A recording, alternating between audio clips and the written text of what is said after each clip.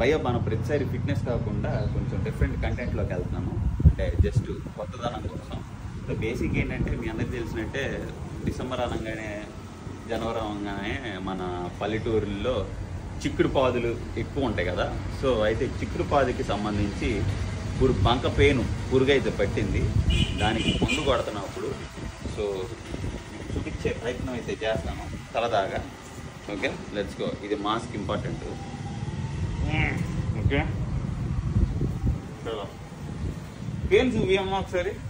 pain పట్టి